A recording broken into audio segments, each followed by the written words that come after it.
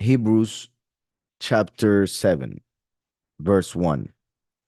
For this Melchizedek, sovereign of Shalem, priest of the Most High Elohim, who met Abraham returning from the slaughter of the sovereigns and blessed him.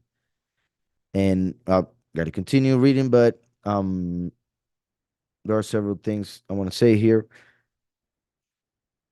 The writer of the book of Hebrews, being a Hebrew, um,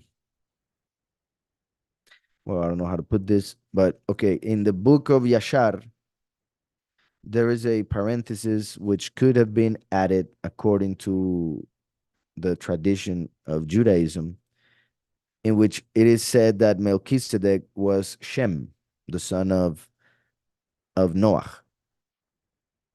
Now, there are two possibilities. One, that was added just because of tradition, and they added it as a parenthesis to the book of Yashar because of the tradition in Judaism. And that would have come later, and that's why here the writer would not have said anything like, for instance, this Melchizedek, who was Shem, the son of Noah, right? He could have said that.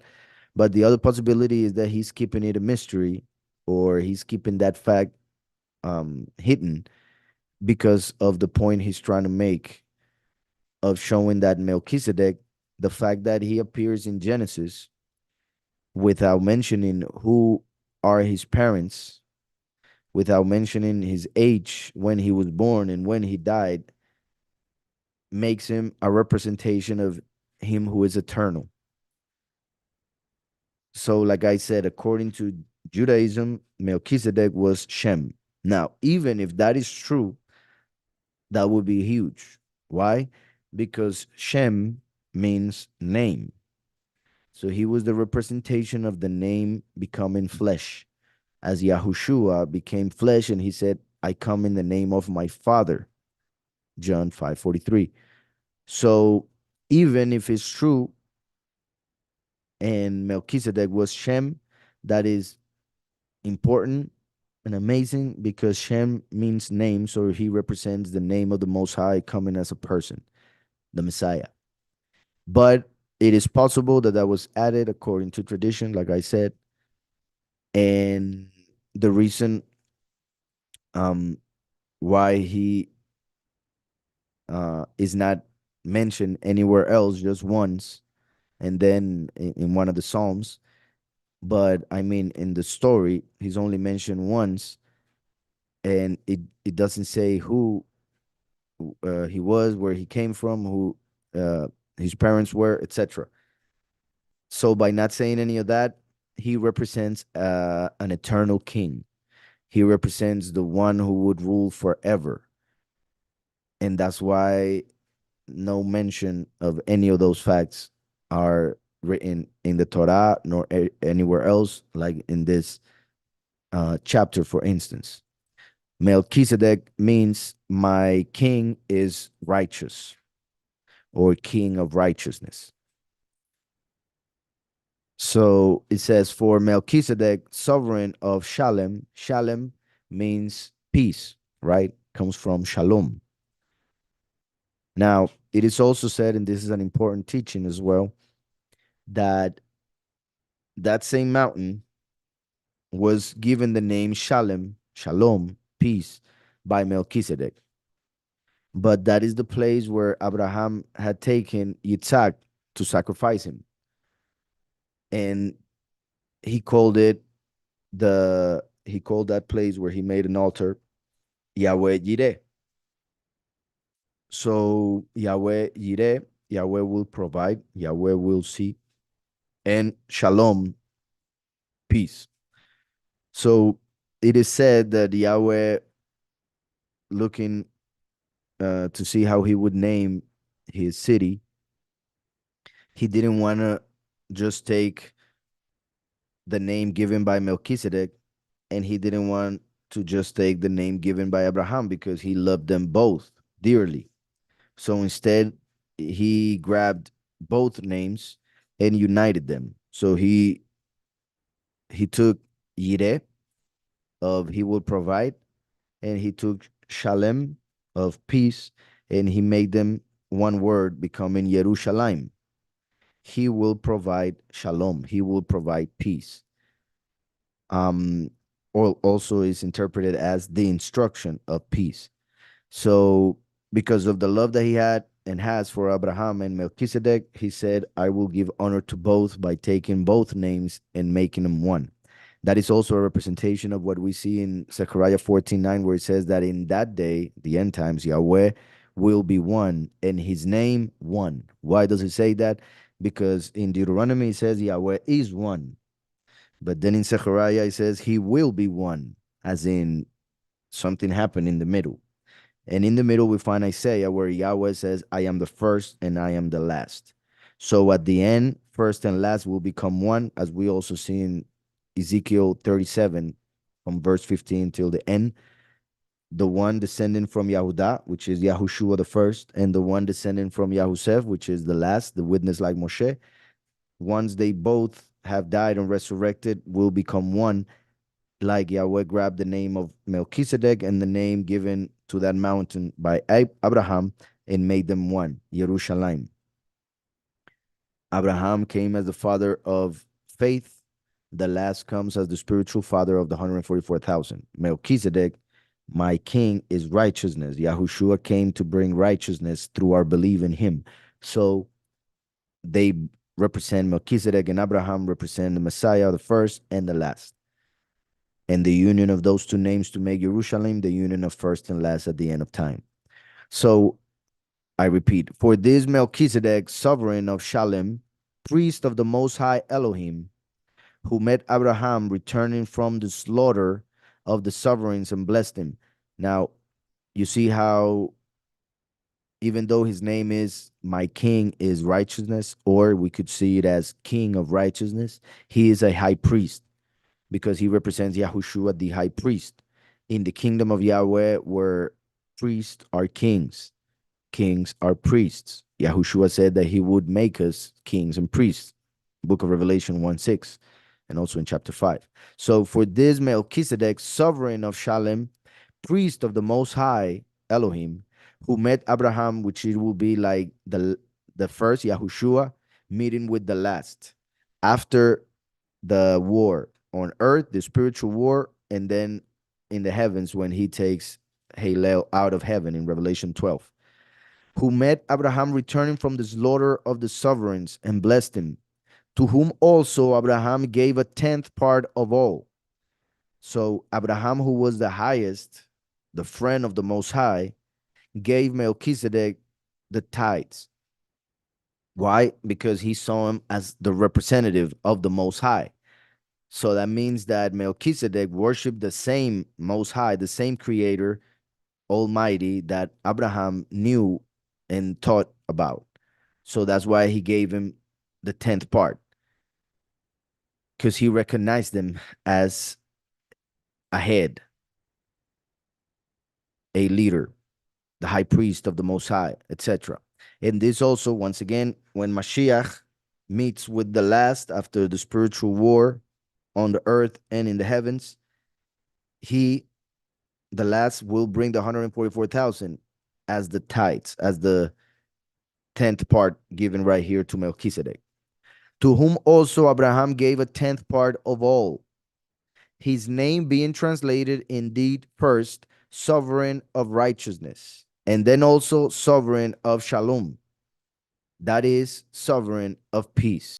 So here in this verse, we see, as we see throughout the entire scriptures, how important names are and how we must take in account the meaning of names in every sense, but mostly in the scriptures. When we are reading something, we have the name of a person, the meaning of that name will have to do with the message that Yahweh is trying to give us. That's why here the writer, which here we see that it says, second, yeah, to whom also Abraham gave a tenth part of all, his name being translated indeed first sovereign of righteousness. So he realizes the importance of the meaning of the name, and that's why he has to explain it, even though it should be obvious because he's talking to Hebrews. But that shows that even Hebrews would get caught up in the letter and not really think about what's behind the letter, about the spirit, about the revelation given by Yahweh through the letter, in this case, through the name Melchizedek. They just saw it as a name, but when you think about it as the meaning of the name, then you realize that Yahweh was telling us a lot more than Genesis seems to show. To whom also Abraham gave a tenth part of all, his name being translated indeed first sovereign of righteousness, and then also sovereign of shalem, that is sovereign of peace. And look, because he's not only taking the name Melchizedek, which means sovereign of righteousness, but he's also taking the title King of Shalem, which means sovereign of peace. Without father, without mother, without genealogy. Now, this is what I was talking about. It is possible that it was Jewish tradition that added that Melchizedek is Shem, and then they added it to the book of Yashar, and that's why this is being said here. But it's also quite possible that Yahweh did not add who was the father, who was the mother, or his genealogy or anything else. He didn't tell Moshe any of those details so that he wouldn't write them. He would just write Melchizedek met with Abraham, etc., and we would understand what he was trying to tell us, that he represents the eternal mighty one in the flesh. So that's why it says here, without father, without mother, without genealogy, having neither beginning of days nor end of life. Because we normally find in the scriptures when somebody began his or her life and when he or she ended it, right? Or when somebody appears for the first time, we're told who are his parents or something of that uh, sort. So in this case, we see that it doesn't say anything about Melchizedek to show us this mystery that this chapter is explaining. Without father, without mother, without genealogy, having neither beginning of days nor end of life, but having been made like the Son of Yahweh, remains a priest for all time. So since Genesis says that Melchizedek was the high priest of the Most High, and it doesn't tell us when he was born, it doesn't tell us when he died, then it represents that he is a high priest forever and has always been and will always be, because the Torah is perfect. But not only that, he was the high priest before Levi was born, before the priesthood of the Levites came to be. So that shows also that the high priesthood or the priesthood of Melchizedek is higher than the priesthood of the Levites, because Levi himself or Levi himself gave tithes to Melchizedek through Abraham because he was still in his loins. So without father, without mother, without genealogy, having neither beginning of days nor end of life, but having been made like the Son of Yahweh, remains a priest for all time. Now, see how great this one was, to whom even the ancestor Abraham gave a tenth of the choicest booty. So the fact that Abraham, the patriarch, the father of the faith, a great example, the friend of Yahweh, etc. The fact that he gave the tenth to this other person shows how great this other person is. Now, reason why in Judaism they say it was Shem, because obviously Noah would have taught Shem, Shem would have taught Abraham, Abraham, Yitzhak, Yitzhak, etc., etc. Now, see how great this one was, to whom even the ancestor Abraham gave a tenth of the choicest booty. And truly, those who are of the sons of Levi or Lewi, who receive the priesthood, have a command to receive tithes from the people according to the Torah, that is, from their brothers, though they have come from the loins of Abraham.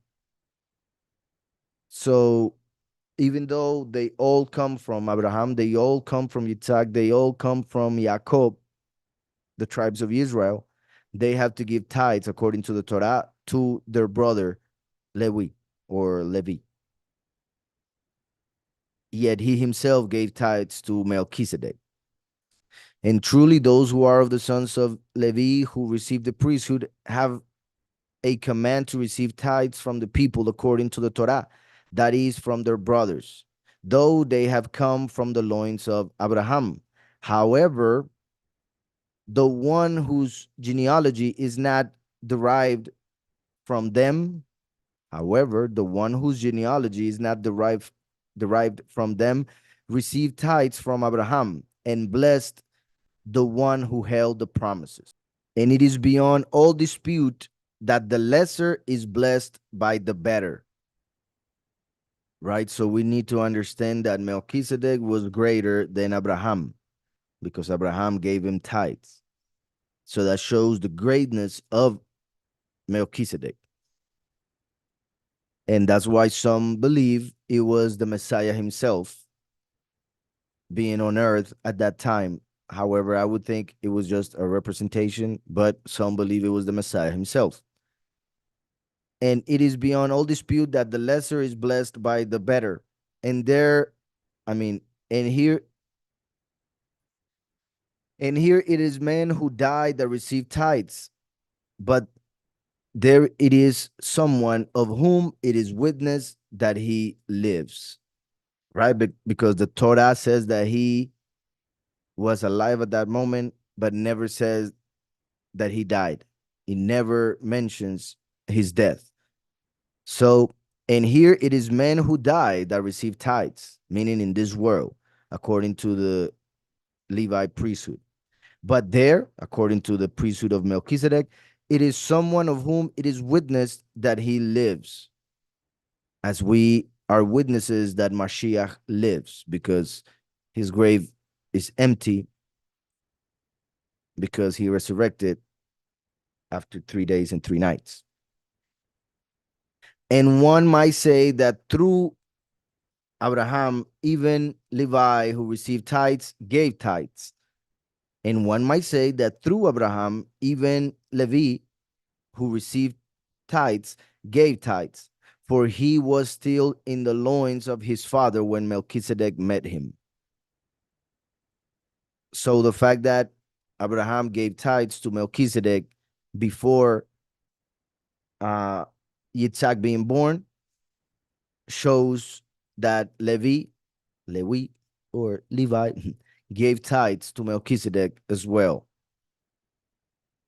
Truly, then, if perfection were through the Levitical priesthood, for under it the people were given the Torah, why was there still need for another priest to arise according to the order of Melchizedek and not be called according to the order of Aaron? This is huge. And this is something that obviously the Jewish people do not understand and do not want to understand.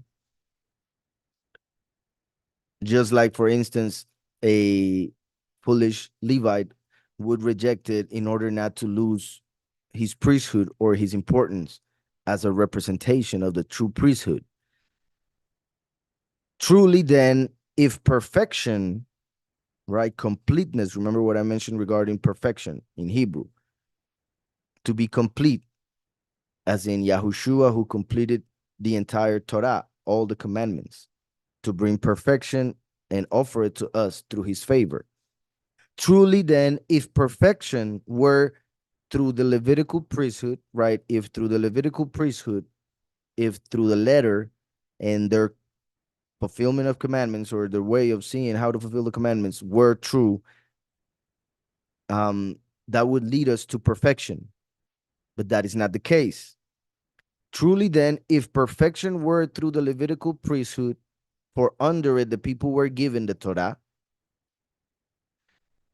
right? Because the Torah was given to Moshe, who was a Levite, and he ordered Aharon, by the commandment of Yahweh, to become the high priest of the Levites. For under it the people were given the Torah. So just that, the fact that the Torah was not given through Melchizedek gives us an important detail. That's why Yahushua, as Melchizedek, came to fulfill the Torah, to give us the completion of the Torah. But the Torah could not make us complete, could not make us perfect, because it was given through the Levitical priesthood, which is the representation and which is what has to do with the earthly. Truly, then, if perfection were through the Levitical priesthood, for under it the people were given the Torah, why was there still need for another priest to arise according to the order of Melchizedek and not be called according to the order of Aharon? The fact that there was still a need for a priesthood according to the order of Melchizedek shows that the Torah could not make us perfect. In fact, the Torah was given to show the imperfection, to show the need for another priest, an eternal one. For the priesthood being changed, of necessity, there takes place a change of law also. That's amazing to understand. For the priesthood being changed, once the priesthood was changed from the Levitical to the order of Melchizedek, there was a change of law from that of the letter to that of the spirit. Same writings understood correctly. For the priesthood being changed, of necessity, there takes place a change of law also. For he of whom this is said belongs to another tribe from which no one had attended at the slaughter place. Melchizedek and his tribe never are mentioned sacrificing any animals. For he of whom this is said belongs to another tribe from which no one had attended at the slaughter place. So if the law was given through Moshe and Aharon, Levites, and then Mashiach comes to fulfill the law, he comes according to the order of Melchizedek, and through him we receive the new covenant, which explains how to fulfill the old. Then that becomes the new law, the law of favor, the law of forgiveness. For he of whom this is said belongs to another tribe from which no one had attended at the slaughter place. For it is perfectly clear that our sovereign arose from Yahudah, a tribe about which Moshe never spoke of concerning priesthood. For it is perfectly clear that our sovereign arose from Yahudah, a tribe about which Moshe never spoke of concerning priesthood. And this is clearer still if another priest arises in the likeness of Melchizedek. And this is clearer still if another priest arises in the likeness of Melchizedek, who has become not according to the Torah of fleshly command, right? Not according to the letter, not according to the Levite way of seeing things, who has become not according to the Torah of fleshly command, but according to the power of an endless life, represented by Melchizedek, whose birth and death are not mentioned. The fact that Yahushua was killed but resurrected shows his order to be that of Melchizedek and shows a greater power than that of the Levites, who never were able to resurrect a person or themselves, the high priest, to resurrect for eternal life, who has become not according to the Torah of fleshly command, but according to the power of an endless life. For he does witness, you are a priest forever according to the order of Melchizedek, right? As we see in Psalm 110, chapter 4. And that is a psalm that we've seen several times here, even throughout this book. I'll check it again. Yahweh said to my sovereign. So David here is speaking as the last, as the branch of David. And he talks about Yahweh and his sovereign, which would be Yahushua HaMashiach, who is sitting at the right hand after his resurrection and going up to the Father. So this was Prophecy. Yahweh said to my sovereign, sit at my right hand until I make your enemies a footstool for your feet. Yahweh sends your mighty scepter out of Sion. Rule in the midst of your enemies. Your people volunteer in the day of your might, in the splendors of set apartness. From the womb, from the morning, you have the dew of your youth. Yahweh has sworn and does not relent. You are a priest forever according to the order of Melchizedek.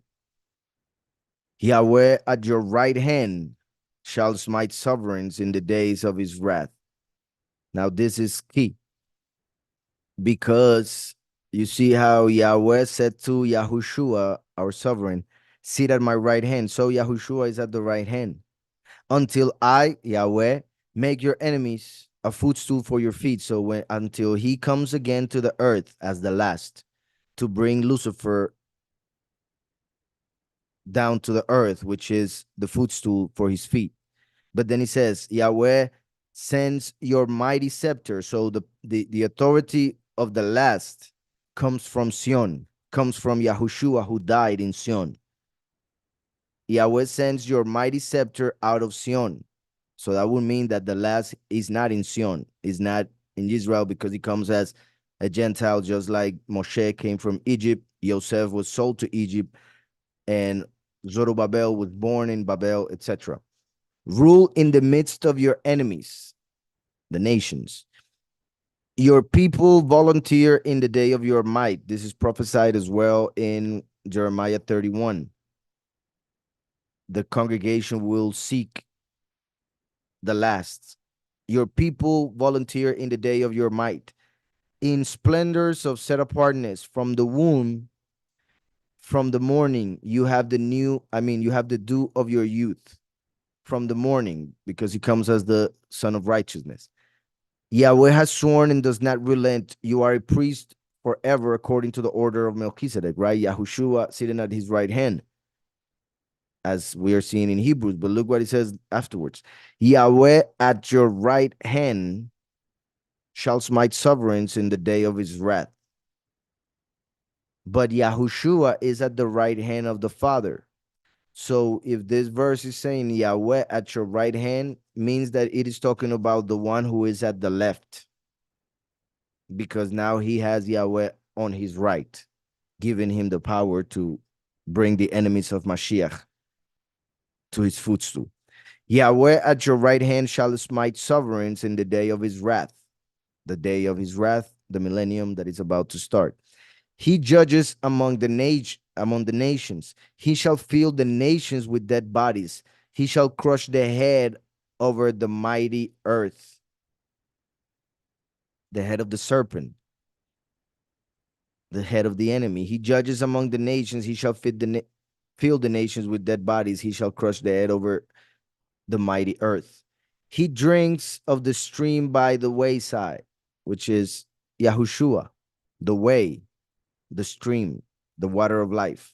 Therefore, he does lift up the head, and that's why he will be able to resurrect after he is killed, the last, because he drank from Mashiach, the water of life.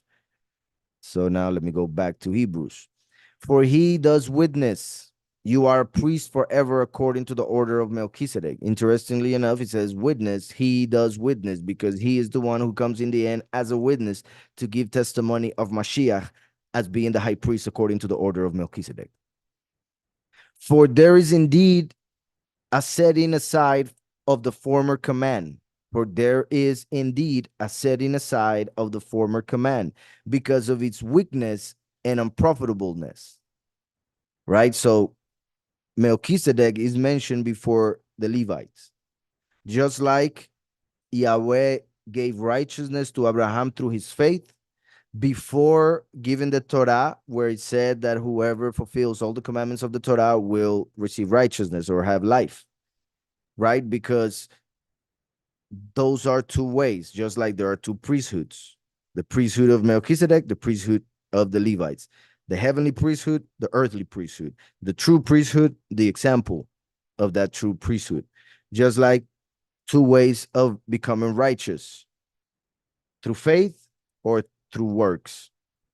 Only Yahushua was able to fulfill it through works in order, as the priesthood of Melchizedek, to give us eternal life through faith. So, for there is indeed a setting aside of the former command, just like the priesthood of the Levites. They are set aside when the truth reveals itself. For there is indeed a setting aside of the former command because of its weakness and unprofitableness, because the Torah, according to the letter, and the Levi priesthood was not able to give us salvation. So it was weak. Is not able to give us the inheritance, so it is unprofitable. For the Torah perfected not, but the bringing in of a better expectation through which we draw near to Elohim. The Torah was not given to perfect us. It was given to show the imperfections. And that's why the enemy, the accuser, uses the Torah to accuse. However, the Torah was also given to show us the way to the one who would give us perfection, Yahushua HaMashiach. That's why Yahushua said to the Pharisees, you think that you find life, that you have life in the scriptures, not knowing that the scriptures, they speak of me.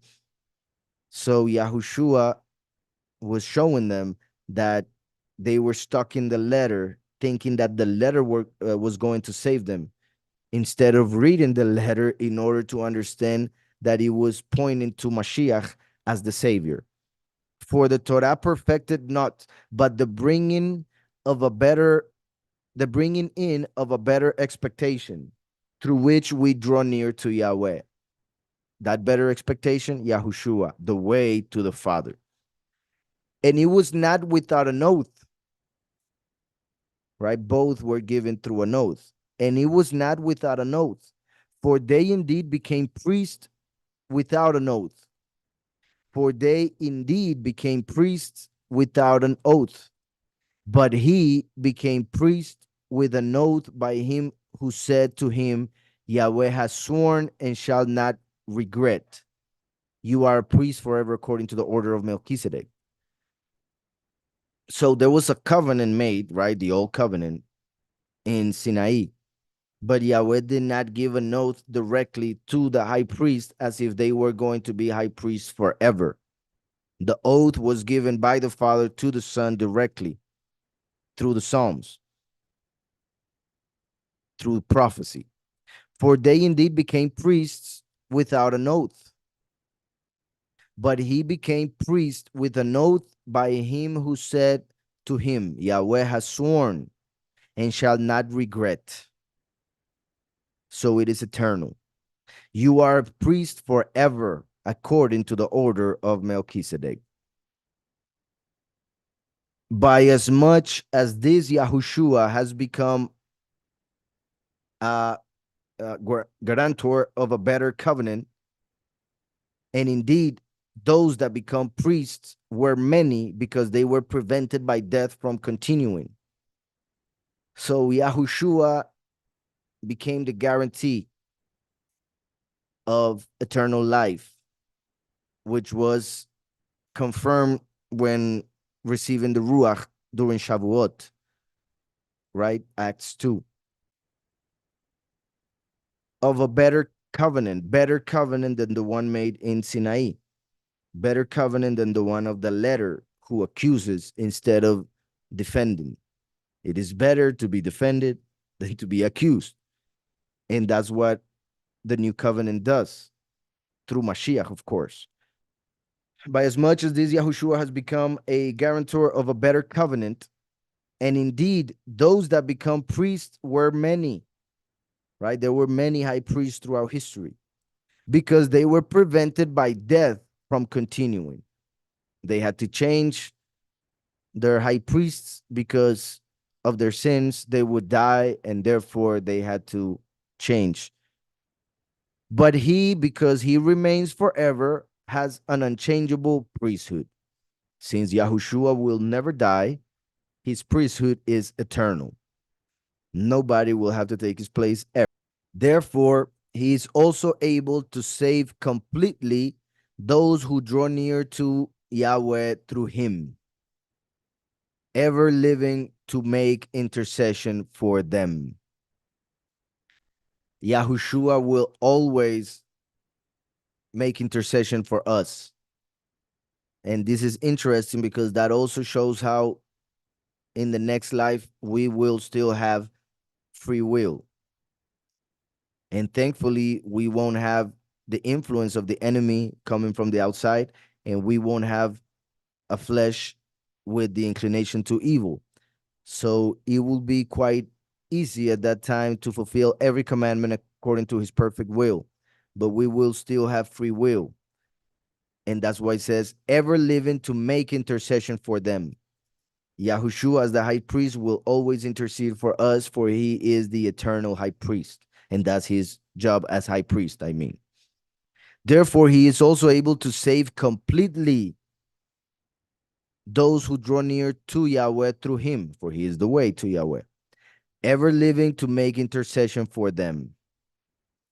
For it was fitting that we should have such a high priest.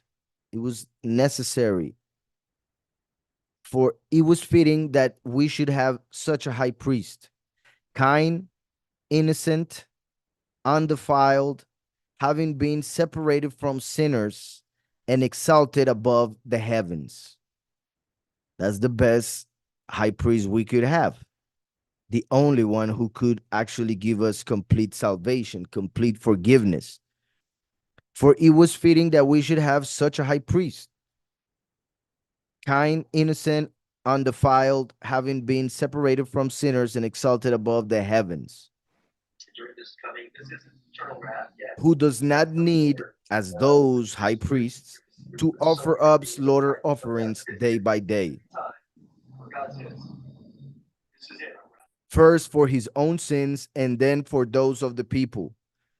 Remember that that was done during Yom Kippur, the feast in which all points to the two witnesses being killed on that same day. The two witnesses, as the ram and the ox, they will both die on Yom Kippur to completely fulfill that feast. Yahushua already died as the male goat of Yom Kippur. Yom Kippur is the Day of Atonement. So during the Day of Atonement, the high priest would have to sacrifice the ox for himself and for his family, and the male goat for the people. Yahushua already died for the people. He doesn't need a sacrifice for himself because he never sinned, but there are 144,000 who are his family. That's why the last, as the ox, has to die as one of the two witnesses. For it was fitting that we should have such a high priest. We needed such a high priest if we wanted to live forever, if we wanted to be forgiven by Yahweh. Kind, innocent, undefiled, having been separated from sinners and exalted above the heavens, right? At the right hand of the Father, as we saw already many times in Psalm 110 and in these previous chapters as well. Who does not need, as those high priests, to offer up slaughter offerings day by day. Those high priests needed to do a daily sacrifice every morning and every afternoon, representing as well first and last. Those two sacrifices needed to bring complete righteousness. First for his own sins and then for those of the people.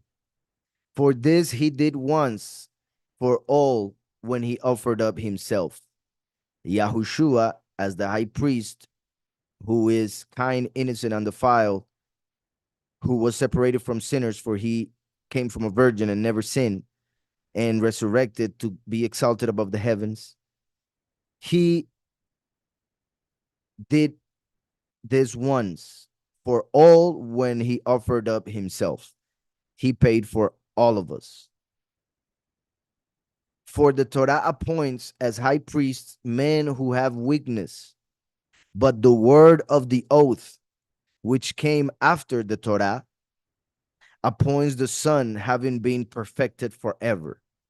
The word of the oath mentioned in Psalms prophesied by David that Yahweh called the Messiah a priest according to the order of Melchizedek, that came after the Torah. But Melchizedek came before the Torah and was mentioned in Genesis before the Torah was given, confirming and giving understanding to what David said in the Psalms.